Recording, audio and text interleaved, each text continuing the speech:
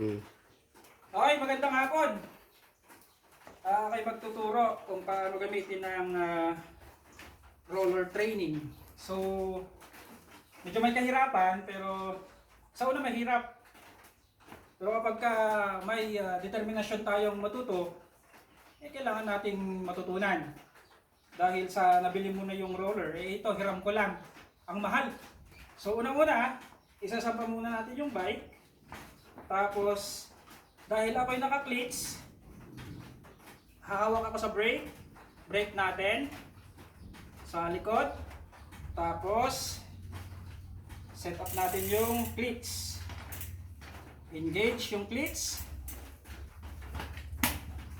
Tapos naka-brake pa rin tayo, hawak kung saan naman pwedeng hawakan. Tapos sampa. Tapos kapag sumampa na ho tayo, pedal. Tapos kapag hindi pa natin kayang bumitaw, wag muna tayong bibitaw. Dahan-dahan lang, konti-konti lang yung bitaw natin para matutunan. Ayan.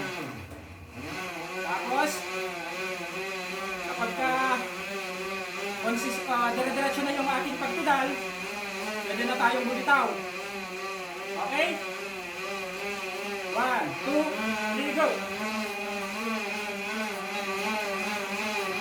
Okay?